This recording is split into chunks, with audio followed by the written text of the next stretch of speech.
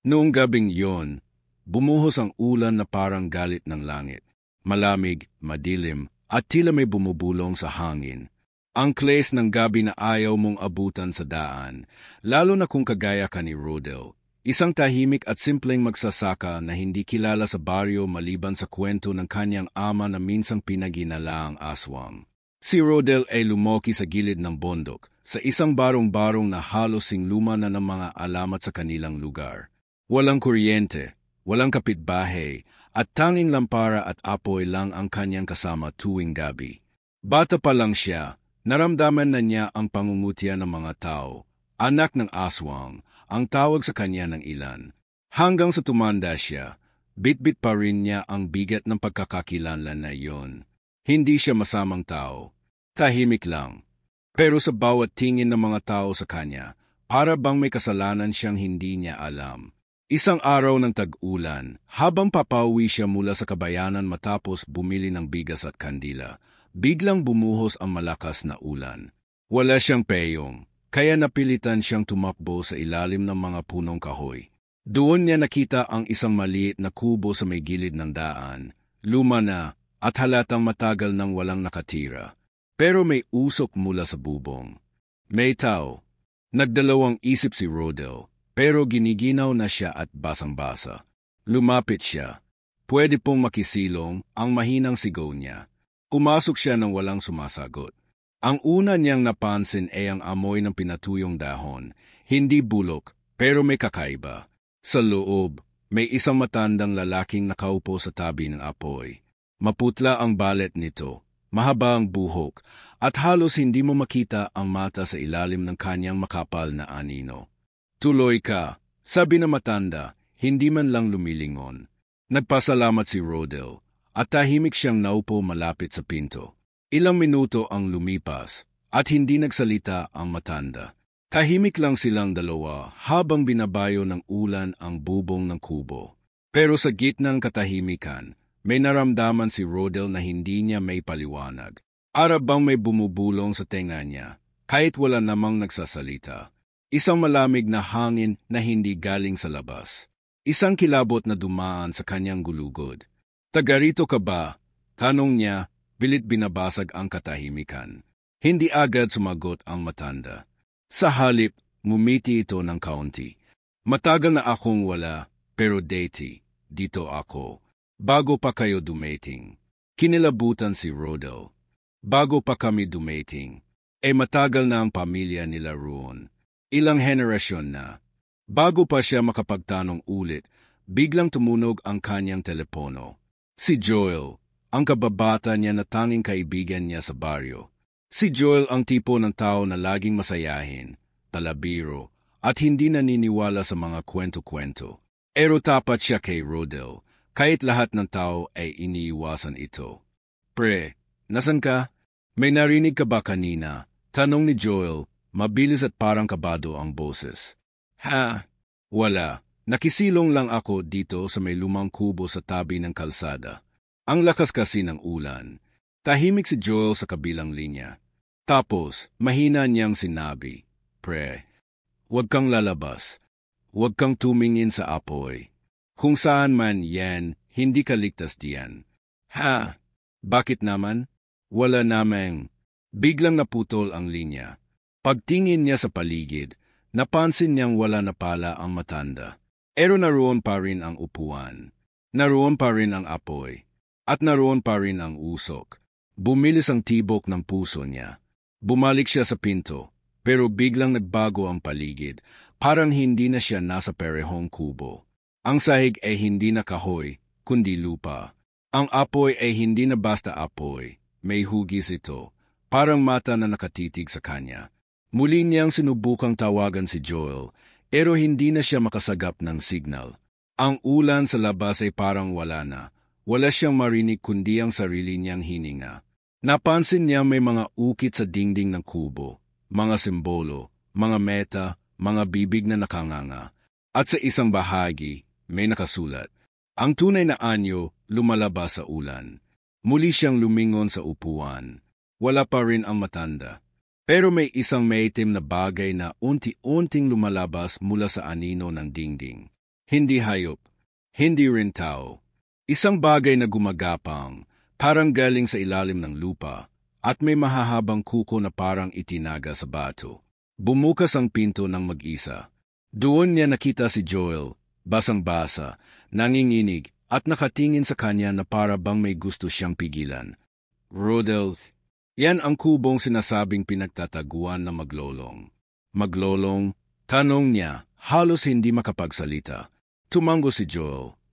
Yan ang aswang na hindi lang namamatay, nagpapalit lang na katawan. At ang kinapapatungan madalas, yung mga taong galit sa mundo, yung kagaya mo. Muling umihip ang malamig na hangin. Sa isang kisapmeta, wala na si Joel. Wala na rin ang kubo.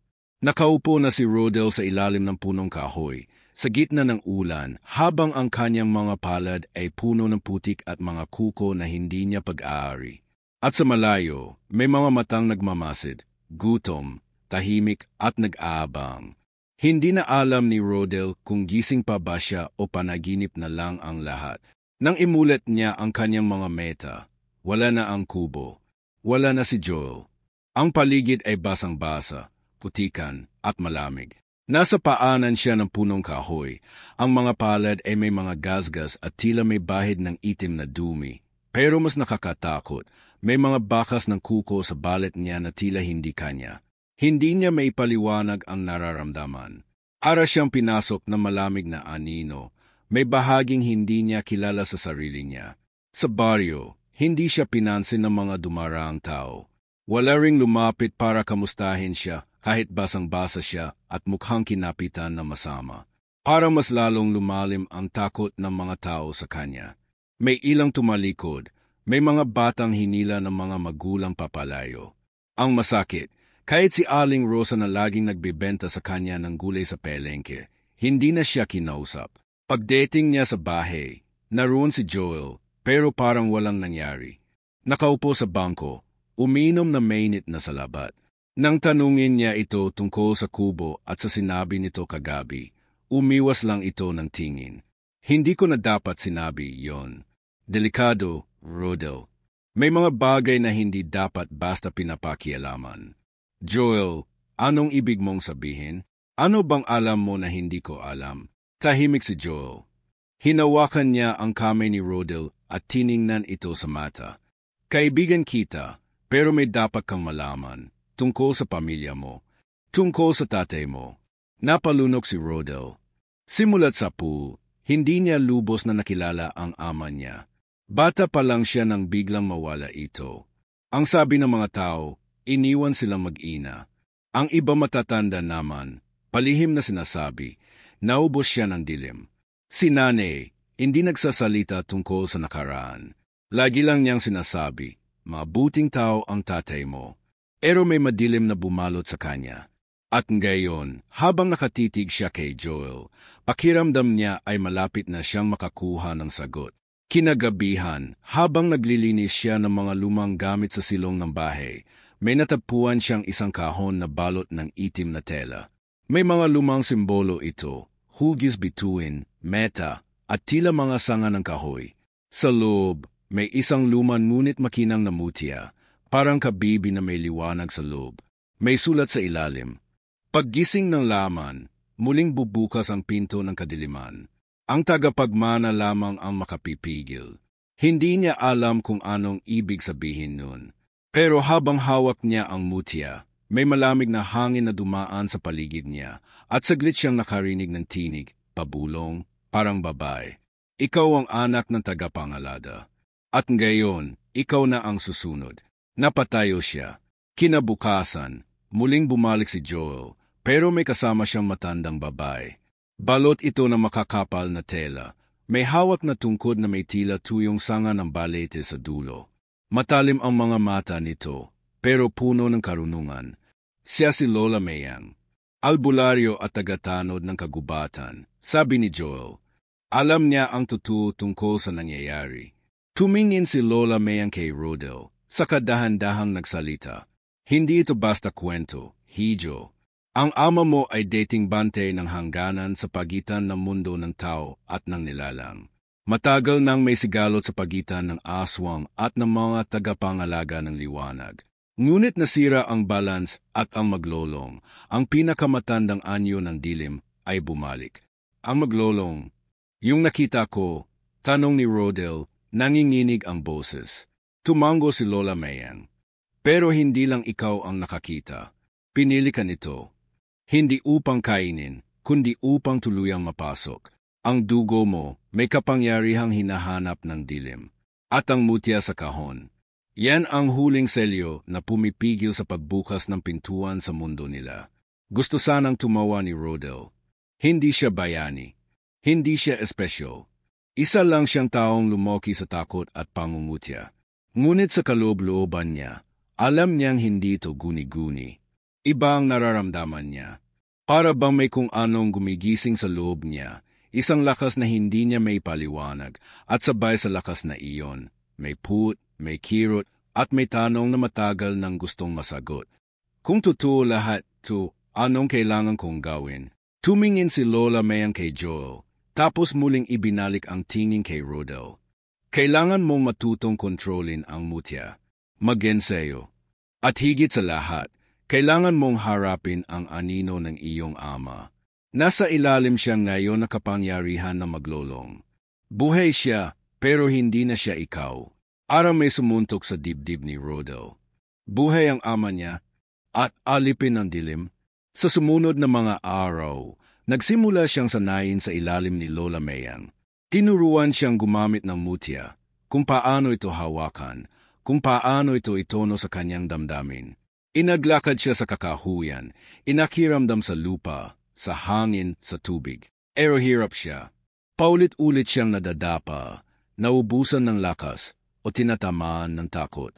Isang gabi, naglakad siya mag-isa sa gubat upang subukang gamitin ang mutya. Nang siya ay mapagod, naupo siya sa tabi ng ilog.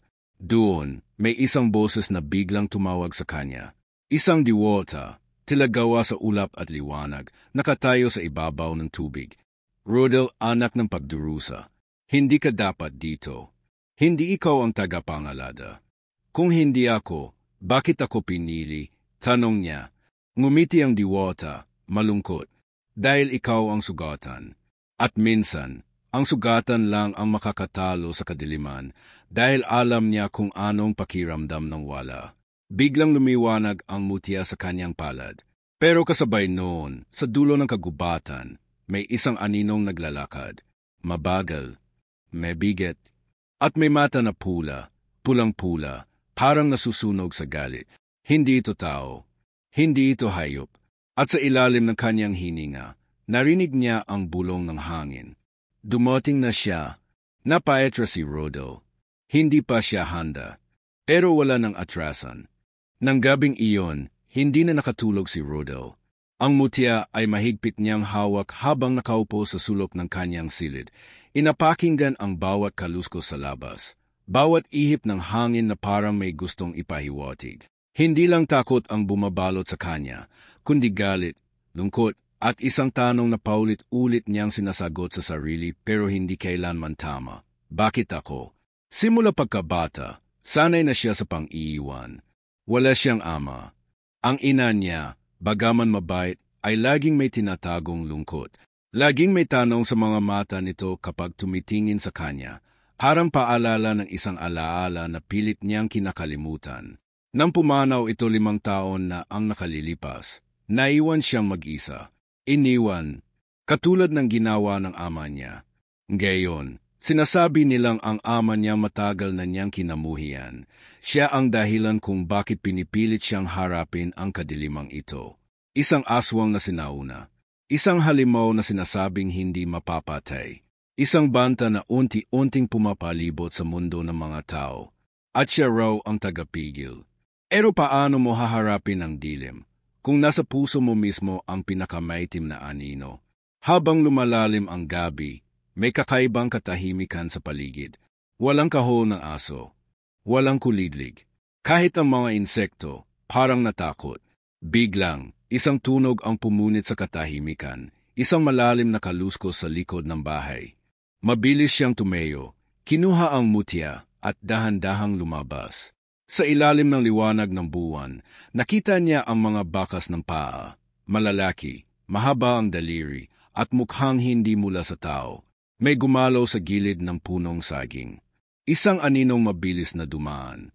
Napatakbo siya pabalik sa loob ng bahay, pero huli na, sa bintana, may lumitaw na pairs na mata. Pula. Nagniningas. Isang matinis na tunog ang narinig niya, parang halakhak ng isang nilalang na wala ng kaluluwa. Biglang pumasok si Joel, may hawak na itak na may palatandaan. Nandito na sila, Rodel. Hindi lang maglolong ang kalaban nating. Unti-unti na nilang binubuksan ang pinto. Sa labas, ang mga anino ay unti-unting nagiging malinaw, mga nilalang na may mahahabang braso, balet na parang pinatuyong balet ng ahas, at mga mata na gutom sa laman. Hindi pa man sila ganap na aswang, pero mga alagad, mga nilalang na tinawag ng dilim upang sumubok sa tagapangalada. Hinila siya ni Joel. Kailangan nating tumakas. Sa kuweba sa bundok, doon ka muna ituturo ni Lola Mayang. Hindi ka pa handang gayon. Habang tumatakbo sila sa dilim, sinundan sila ng mga anino. Hindi sila humihiyaw. Hindi sila sumisigaw. Pero ramdam mong may kasamang puot ang bawat hakbang nila. Pagdating nila sa kuweba, sinalubong sila ni Lola Mayang. Huli na. Nakita ka na nila. Hindi na tayo pwedeng magtago. Pero pwede ka pang maghanda. Sa loob ng kuweba, sinimulan siyang turuan ni Lola Mayang na mas malalim na kaalaman kung paano gamitin ang mutya para makita ang iba't ibang anyo, kung paano basahin ang hangin at tubig, kung paano protektahan ang sarili sa pamamagitan ng panalangin na nakalimutan na ng karamihan. Ngunit kahit anong aral, kahit anong lakas ang ibinibigay ng mutya, hindi nawawala ang bigat sa dibdib ni Rodel. Isang gabi, habang nag-iisa siya sa kuweba, nilapitan siya ni Joel. Alam kong galit ka. Hindi ko rin alam kung anong sasabihin ko para gumaan ang loob mo. Pero hindi mo kailangang labanan to mag-isa. Tumulo ang luha ni Rodel. Alam mo ba kung anong pakiramdam ng buong buhay mong sinusumpa ang pangalan ng tatay mo? Tapos sasabihin nila, siya ang dahilan kung bakit ako pinipili ng dilim. Sabi nila tagapangalaga siya. Pero sa huli, iniwan niya kami. Pinili niya ang dilim. Ano kung ganon din ang gawin ko? Dahil hindi ka siya, sagot ni Joel.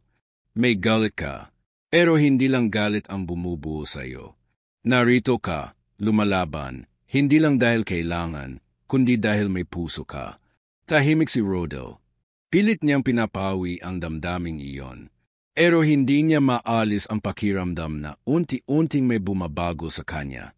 Minsan sa gabi, nananaginip siya na may lumalabas na pangil sa kanyang bibig, na ang kanyang anino ay mas mahaba kaysa sa dapat, na ang kanyang mga mata ay nagiging pula kapag nakatingin siya sa salamin. At minsan, habang iniisip niya ang ama niya, may parte ng puso niya ang humihiling na makaharap ito, hindi para yakapin, kundi para singilin. Isang araw, habang nag-iensayo sa tabi ng ilog, may biglang sumulpot mula sa tubig. Isang syokoy, hindi kagaya ng mga itinuturo sa kwento ng mga bata. Ang katawan nito ay parang gawa sa asul na bato, may mga lumot sa balikat, at ang mga mata nito ay malamig na parang yelo. Ikaw ang anak ng tagapagbante, sabi nito. Ngunit sa loob mo ay may dugo ring hindi mo kayang pigilan. Pag hindi mo ito tinanggap, ikaw ang magiging huling pinto ng dilim. Anong ibig mong sabihin? Tanong ni Rodel. Ang maglolong ay hindi lang nilalang. Isa itong pamanang espiritual at dumarapo lamang sa mga pusong sugatan. Biglang lumakas ang hangin. Ang mutya sa kanyang bulsa ay kumislap. Sa likod niya, may naramdaman siyang presensya, isang malamig, malalim at nakamamatay na presensya. Aglingon niya, wala na ang syokoy. Pero sa lupa, may iniwang marka, hugis kamay, na may 3 daliri lamang. At sa hangin, isang tinig ang bumulong. Simula nang lumitaw ang marka ng kamay na may 3 daliri, hindi na naging tahimik ang mga gabi. Laging may gumigising kay Rodel. Minsan ingay ng mga sanga sa labas, minsan boses na humihingi ng tulong, minsan mga aninong dumadaan sa gilid ng kanyang paningin. Para siyang laging binabantayan. O baka mas tama, tinutukso. Kahit kasama pa niya sina Joel at Lola Mayang, ramdam niya ang bigat sa paligid. Lahat ng nilalang sa gubat ay parang tahimik na rin. Ang mga ibon, hindi na kumakanta. Ang mga hayop, naglilihim sa mga lungga nila. Para bang alam nilang may paparating at walang ligtas sa darating na dilim. Mas malapit na siyang ngayon, sabi ni Lola Mayang habang ginuguhitan ng abo ang lupa. Unti-unti na niyang nabubuksan ang pinto. Hindi lang dahil sa lakas niya, kundi dahil sa kahinaan ng puso ng mga tao. Nilingon ni Rodel ang paligid. Sa kabila ng dami ng pagsasanay niya, hindi pa rin siya kampante. Arang laging kulang. Arang hindi siya talaga handa.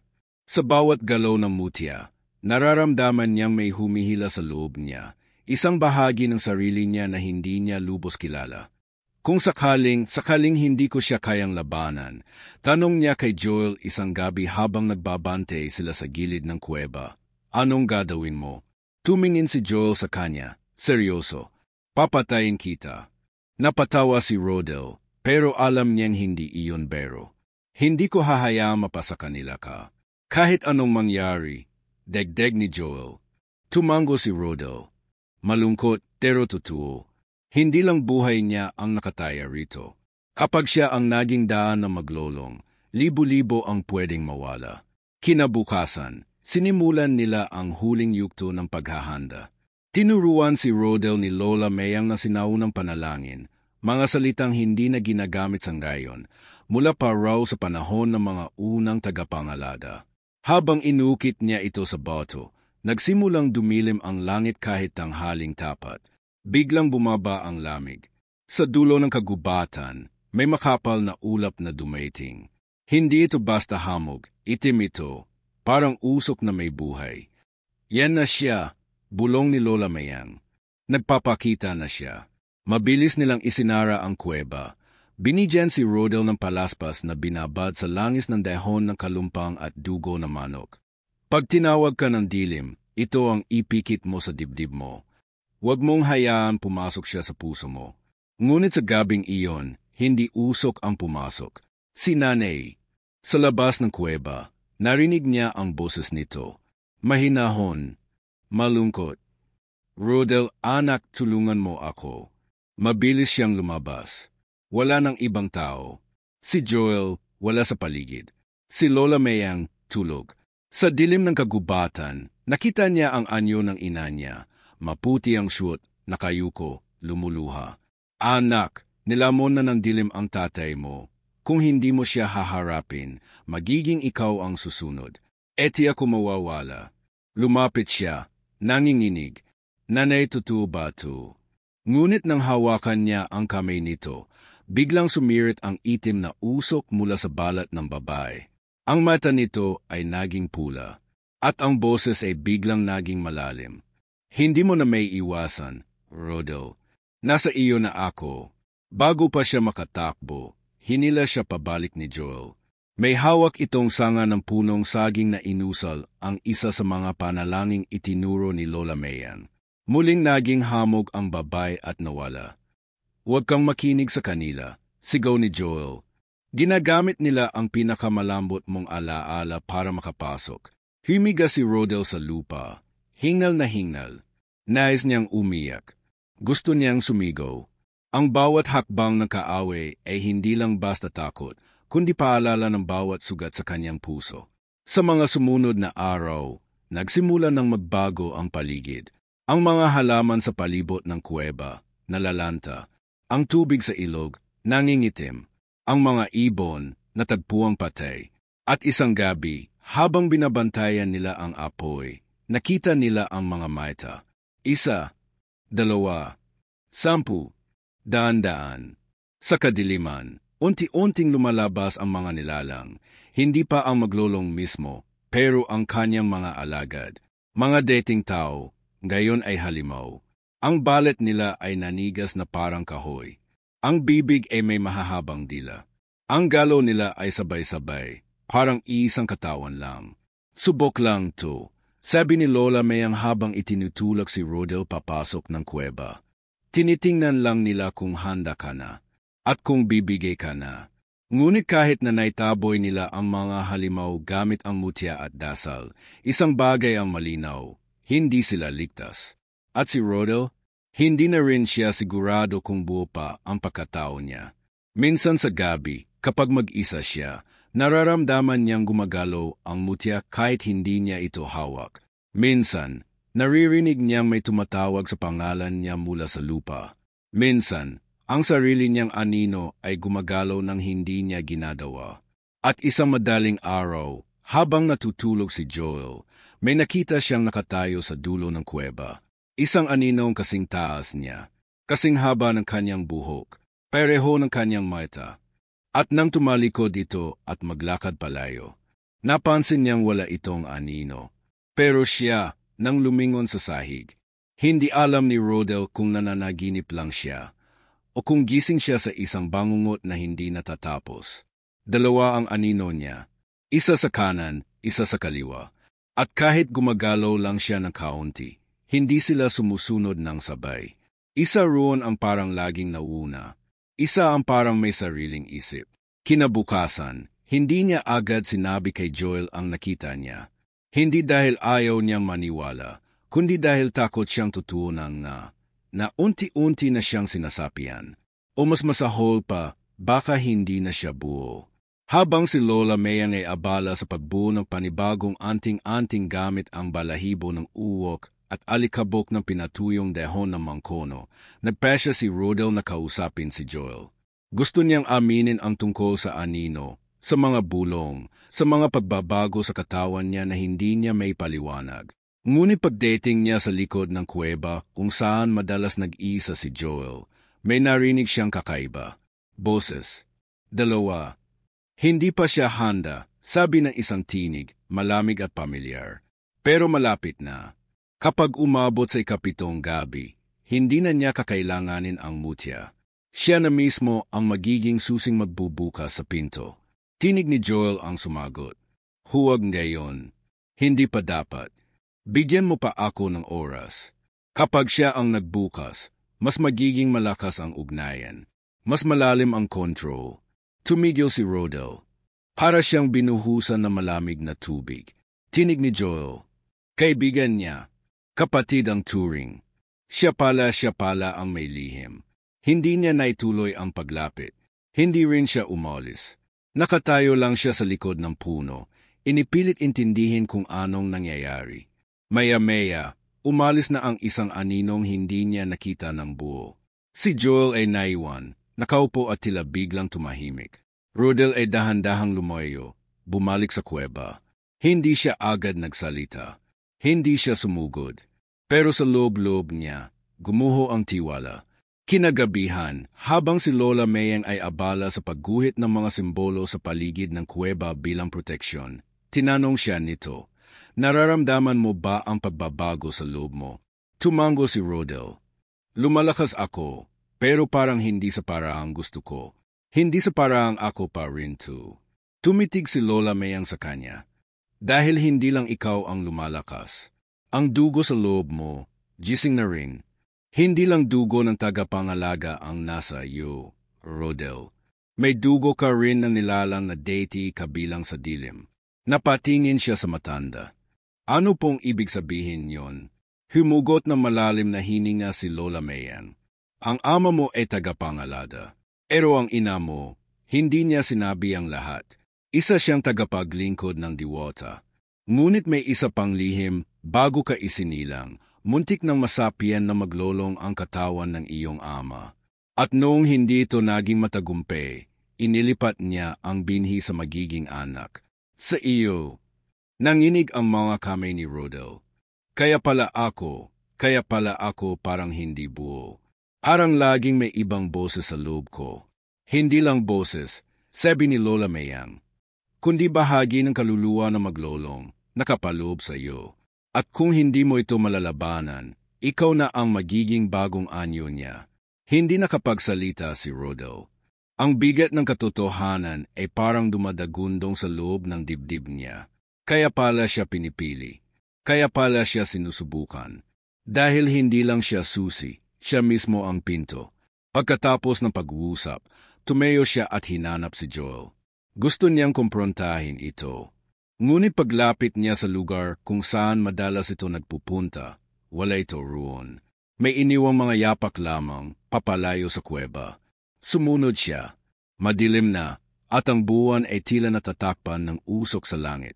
Sa bawat hakbang niya, mas lalong lumalalim ang kaba. Hanggang sa marating niya ang isang maliit na altar sa gitna ng gubat. Hindi niya alam na may ganito roon. Sa gitna ng altar, may apoy. At sa paligid nito, mga itim na batong may ukit.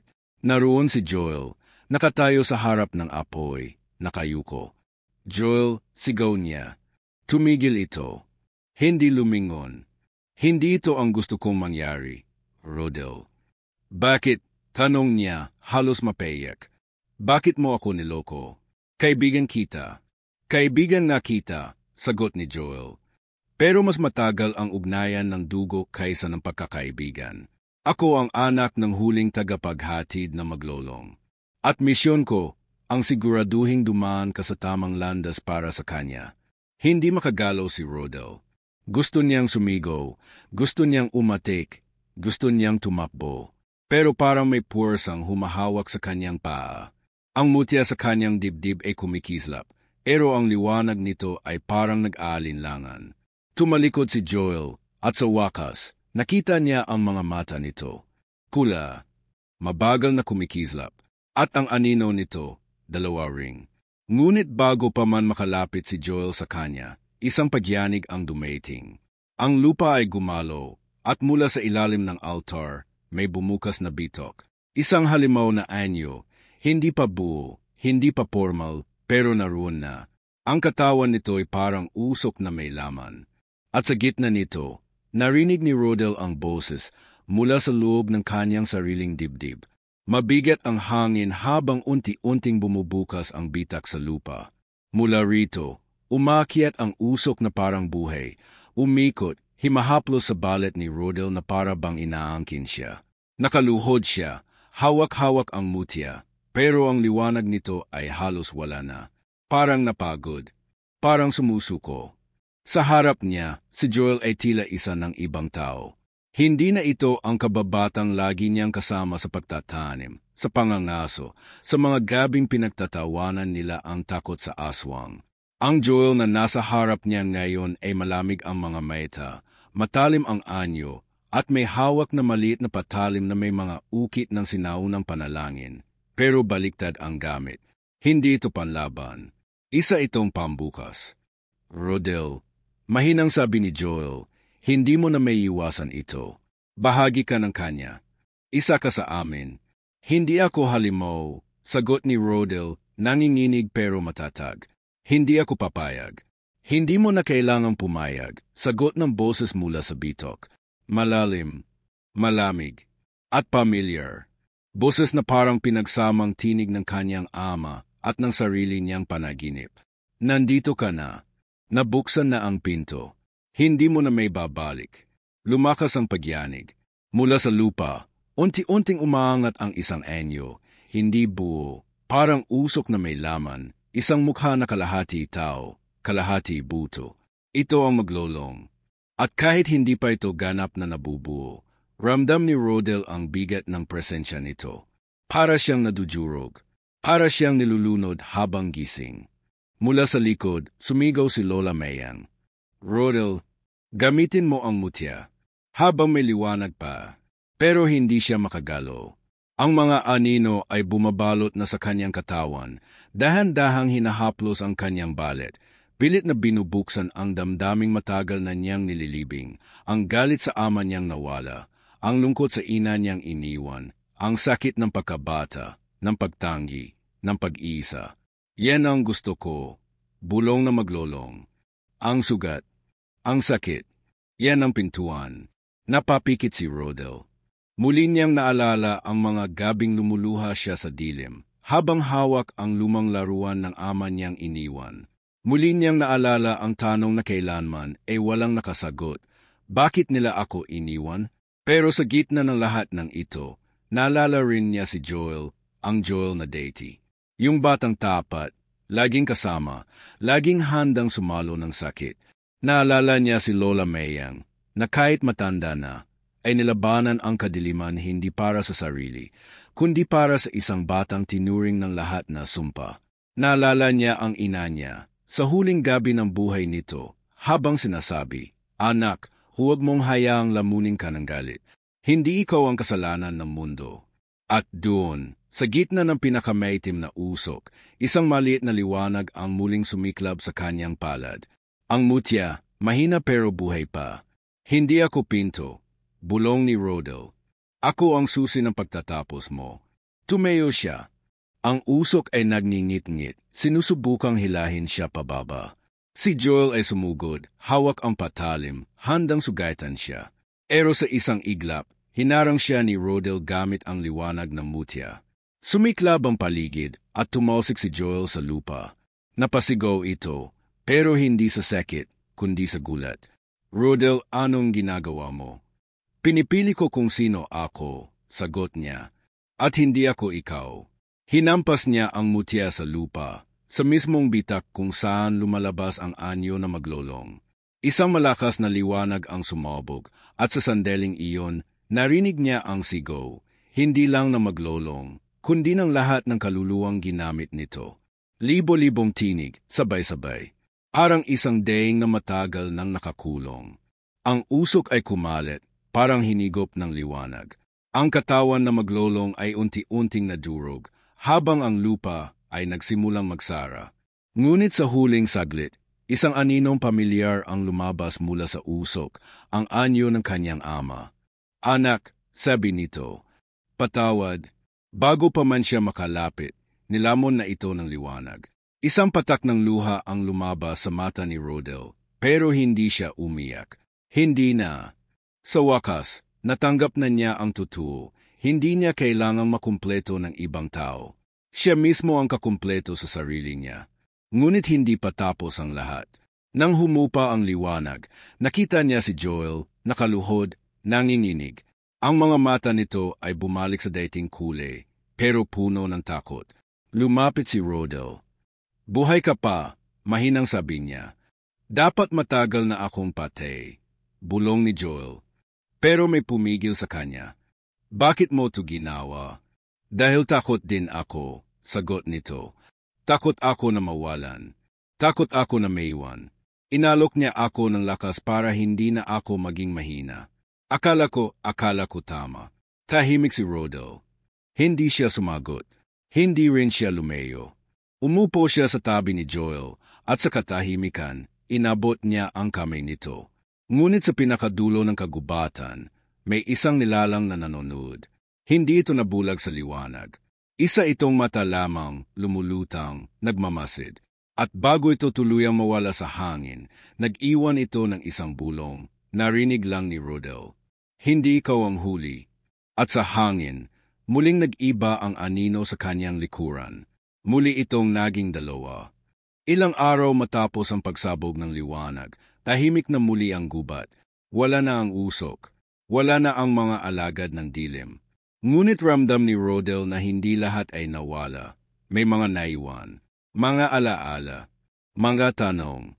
At ang aninong hanggang gayon ay minsan pa ring sumusupot sa likod niya tuwing hindi siya nakabantay.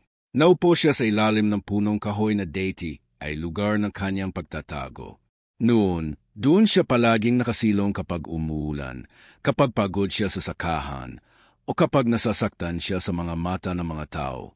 Ngayon, ibang klaseng ulan na ang dumadaloy, hindi sa langit, kundi mula sa loob niya. Ulan ng pakawalang bigat. Ulan ng pag-amin. Si Joel ay nasa loob ng kuweba, nagpapagaling. Halos hindi pa rin nagsasalita. Sa mga mata nito ay naroon pa rin ang hiya, ang pagsisisi. Pero hindi nagalit ang nararamdaman ni Rodel. Sa halip, awa, at isang uri ng pangunawa na hindi niya inaasahang mararamdaman pa niya. Pareho silang ginamit. Pareho silang sinubok. At pareho silang pinili ng dilim. Ngunit magkaiba ng desisyong ginawa. "Anong balak mong gawin sa kanya?" tanong ni Lola Mayang habang nililinis ang mga natitirang bakas ng seremonya sa lupa. "Hindi ko siya itatakwil," sagot ni Rodel. "Kung may natira pang liwanag sa kanya, Tutulungan ko siyang hanapin yon. Ngumiti ang matanda. Mahina, pagod. Ang tunay na tagapangalaga, hindi lang marunong lumaban, marunong ding magpatawad. Kinagabihan, habang nakaupo si Rodel sa tabi ng apoy, nilabas niya ang mutya. Wala na ang dating liwanag nito. Isa na lang itong tila ordinaryong kabib, maputla, basag sa gilid at malamig sa palad. Ngunit sa kabila ng lahat, alam niyang sa loob nito, naroon pa rin ang alaala ng ginawa niya. Ang liwanag ay hindi nawawala. Minsan, tahimik lang. Napatingin siya sa langit. Sa kauna-unahang pagkakataon sa napakahabang panahon, nakita niyang buo ang buwan. Maliwanag, malinis, wala ng ulap, wala ng usok. Kinabukasan, bumalik siya sa baryo. Tahimik ang paglalakad niya sa daan. Walang mga halimaw, walang mga anino, pero puno pa rin ng kaba ang dibdib niya. Aano siya tatanggapin ng mga tao? Aano niya ipapaliwanag ang lahat? Pero hindi na niya inisip kung maniniwala sila o hindi. Ang mahalaga, alam niya na kung sino siya ngayon. Pagdating niya sa pelengke, ilang mga tindera ang napatingin. Yung dating bata na tinatawag nilang anak ng aswang, naroon sa harap nila, matangkad, tahimik pa rin, pero may bagong uri ng presensya. May bigat, pero may lakas. Lumapit si Aling Rosa, dala ang isang bungkos ng saging. Rodel, sabi nito, mahina, patawad sa deity. Hindi namin alam. Tumango siya. Ayos lang po. Wala na rin sa akin yon. Nagkatinginan ang mga tao. Unti-unting lumapit ang ilan. Hindi para manira, para makinig. Para tanungin kung totoo ba ang mga naririnig nilang usap-usapan na may niligtas si Rodel, na may nilabanan siyang hindi nakikita, na hindi siya halimaw, kundi tagapangalada. Hindi niya sinabi ang lahat, pero sinabi niya ang sapat. Totoo ang dilim, sabi niya. Totoo ang mga halimaw, pero mas totoo ang tao. Lalo na kapag may dahilan kang lumaban. Sa mga susunod na araw, tumulong siya sa baryo. Bumalik siya sa sakahan, tinuruan ang ilang bata ng panalangin mula kay Lola Mayang. Binigyan niya si Joel ng bahay sa may likod ng bukirin at tuwing gabi, nagkukwentuhan sila. Hindi pa sila tulad ng deity, pero naroon pa rin ang ugnayan. Mas totoo dahil napagdaanan na nila ang pinakamatinding pagsubok ng tiwala. Isang gabi, habang naglalakad siya sa gilid ng bukid, naramdaman niyang may sumusunod sa kanya. Hindi mabigat, hindi masama, familiar. Lumingon siya at doon niya nakita ang anyo ng kanyang ama, hindi na bilang halimaw, kundi bilang isang kaluluwang nakatayo sa liwanag ng buwan. Tahimik itong ngumiti. Walang salita, pero sapat na ang tingin para may padama ang matagal ng hindi nasabi. Anak, salamat. Tumango si Rodel. Hindi na niya kailangan ng paliwanag. Hindi na niya kailangan ng yakap. Ang katahimikan sa gabing iyon ay sagot na sa lahat. Sa kanyang pagbalik sa silong ng bahay, muling bumagsak ang ulan. Hindi na malamig. Hindi na nakakatakot.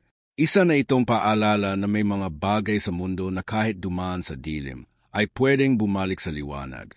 At bago siya pumikit, tinanong niya ang sarili, kung sakaling bumalik muli ang dilim, handa ba siyang lumaban ulit? Hindi na niya kailangan ng sagot.